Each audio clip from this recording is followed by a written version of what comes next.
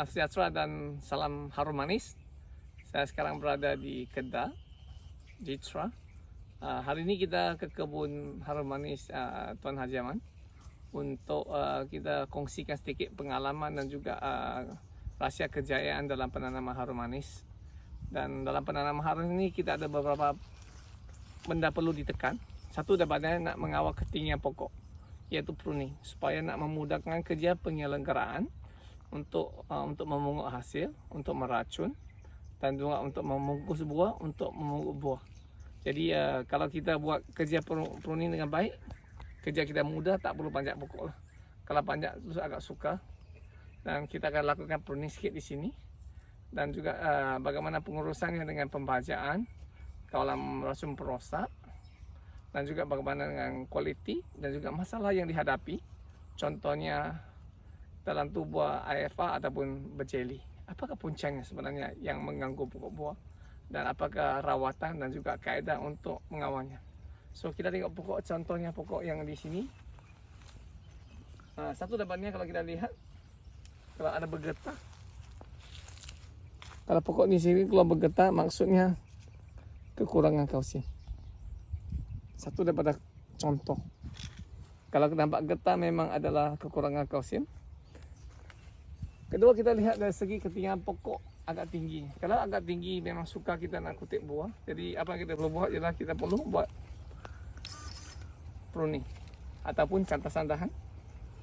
So contohnya kita di sini,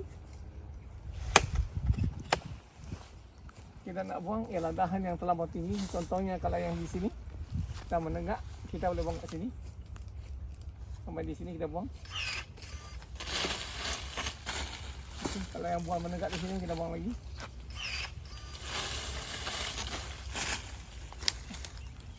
Kalau buah di sini juga menegak, kita buang. Yang menegak di sini kita buang juga.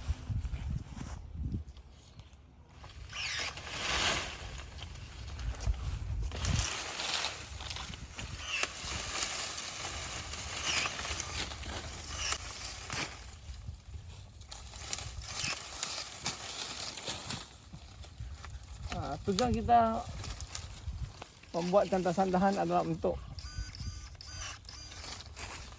mengawal ketinggian supaya mudah untuk kita memetik buah. So ini adalah kaedah yang dilakukan supaya kita membentuk satu bentuk payung supaya pengurusan kita lebih mudah. Kalau terlalu rendah agak sukar untuk kita melakukannya. Contohnya di sini juga. Ini terlalu tinggi ya, kita akan buang. Jadi kalau yang terlampau tinggi kita akan buang supaya kita nak membentuk agak pada masa depan buah kita tak perlu panjat pokok. Kalau panjat agak sukar. Jadi di mana mesin yang ni boleh sampai kita potong, tak boleh sampai kita potong. Okay. So hari ini kita juga nak tamu ramah dengan pekebun di sini, Tuan Haji Aman, berkenaan dengan penanaman durian, penanaman harum manis durian pula. Cakap durian terlalu banyak. So, selamat tengah hari Tuan Haji. Selamat tengah hari Cibu. So, hari ini kita nak menemukan temu dengar dengan Tuan Haji. Sebenarnya berapa tahun dah Tuan Haji terlibat dengan harum manis? Lebih kurang 6 tahun Cibu. 6 tahun 6 tahun dalam harum manis. Apakah pahit manis dalam penanaman mangga ni? Banyak cabaran juga Cibu. Ya. Contohnya masalah bab pembajaan, serangga. Mula-mula kita tak ada pengalaman, kita daripada zero. Lepas kita jumpa dengan ramai orang, lepas tu jumpa dengan Sipu mengajar kita yang terbaik lah untuk penjagaan harum manis ni. Dan pembajaan pun kita mengikut SOP yang Sipu bagi, dan baja-baja dan racun-racun pun kita ambil daripada Sipu Lim. Apakah selain daripada pahit manis yang lalu Tuan Haji lalu, bagaimana dengan respon ataupun maklum balas daripada peminat harum manis yang sudah makan buah? Ada peminat-peminat tu terdiri daripada doktor-doktor kawan saya dekat KL. Contohnya Dr. Fakar sendiri, bahagian ternakan. Apabila saya bagi buah saya dengan Dr. Fakar, doktor-doktor kawan-kawan dia repeat sampai 4 kali pun ada. Okey. Besok pun ada saya kena hantar lagi buah yang last. Okey, inilah dikatakan rahsianya harum manis. Harum lagi manis. Dan sebenarnya kita tahu dalam penanaman harum manis kita ada menghadapi masalah utama adalah buahnya IFR lah, Ya. yaitu ada sedikit jelly. Ya. Dan sebenarnya ini lebih dikatakan physiology disorder ataupun kita gangguan fisiologi. Sebenarnya ini adalah disebabkan kekurangan kalsium. Dia seperti juga dalam pokok manggis di mana buahnya tak putih tetapi luksina. Itu adalah tanda-tanda kekurangan kalsium. Ataupun buahnya kulitnya ada sedikit bergetah, itu juga kekurangan kalsium. Sama ada juga pokok mangga harum manis Haji yang di mana ada keluar getah. Yang ada keluar getah ini menunjukkan kekurangan kalsium masih ketara. Jadi kita perlu lakukan satu perkara mudah saja, yaitu menggunakan nanoka, Ya. sembuh daun, siram tanah. Kemudian masa musim buah kita pakai CBK lagi Ya. dan juga lain-lain racun supaya kita dapat mengurangkan ataupun memberi zat seimbang. Dan dari segi pengurusan di sini kita lihat adalah satu dapatnya kita menggunakan mesin traktor untuk memotong rumput. Kaedah ini memudahkan pekerjaan dan pekerjaan yang mudah.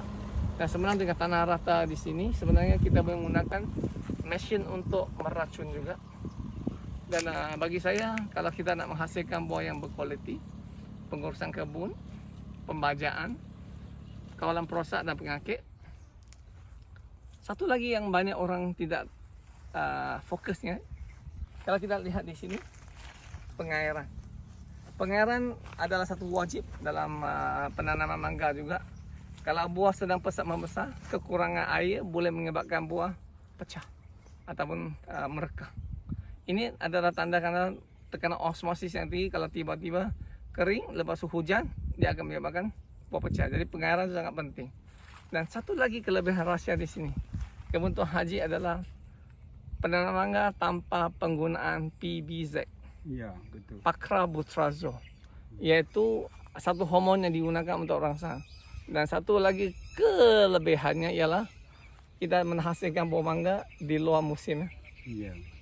So, kalau kita dapat hasilkan buah mangga di luar musim, tidak pada musim yang utama bersama, jadi tidak boleh menyebabkan lambakan. Ini juga memberi harga yang lebih baik dan juga memberi peluang untuk orang menikmati mangga harum manis dalam bulan yang lebih panjang lagi. Apakah satu keseronokan yang Tuan Haji dapat? Contohnya, apakah yang sebenarnya yang Tuan Haji dapat daripada berkecimpung datang harum manis ini?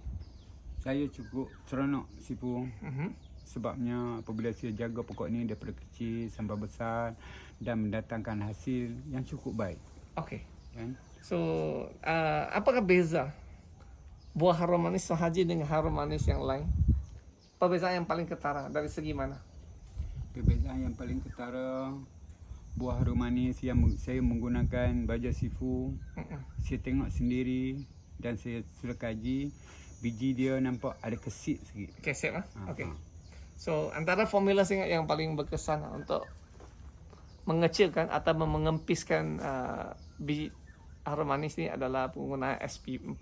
Iya. Jadi bukan SP4 hanya digunakan di durian, tetapi boleh digunakan dalam tanaman harum manis dan juga di Johor kita digunakan dalam tanaman terung. Buahnya agak cantik. Jadi di Ken Mahalan juga ada yang gunakan dalam penanaman kobis bunga, cauliflower. Jadi formulasinya agak istimewa ialah dia adalah baja organik dicampur dengan baja kimia dan juga di dalam tu kandungan yang paling penting unsur sure dan juga amino asid yang tinggi. Jadi itulah antara yang paling menarik dan kepuasan terakhir Tuan Haji nak sampaikan pada peminat dan juga penonton YouTube. Apakah puas-puas dalam penanaman harum manis ni? Saya harap penanam-penanam harum manis yang lain kalau boleh ikutlah SOP yang betul sebagaimana yang Sifulin ajar saya, pembejaan yang terbaik, menggunakan SOP yang betul, menggunakan racun, mengikut yang dibenarkan oleh Jabatan Pertanian Malaysia. Jadi di sini kelebihan ialah kita menggunakan racun secara terkawal. Penggunaan tanpa PBZ itu antara faktor penting. Dan satu lagi ialah sebabkan kita menggunakan baja organik, rasa dan harum manis ini agak istimewa. Jadi kita nak mengembangkan harum manis ini menjadi satu lagi selain pada buah-buahan durian, mangga juga akan menjadi satu lagi ikon buah-buahan di Malaysia. So terima kasih banyak Tuan Haji kerana belajar saya makan banyak harum manis. Makan tengah hari saya makan kenyang. Kali pertama saya makan harum manis sampai kenyang. Thank you banyak. Terima kasih Sifu. Ajar saya ilmu yang bermanfaat. Terima kasih Sifu. Semoga Tuan Haji sentiasa diberkati dan dimurahkan rezeki. Baik, terima Terima kasih.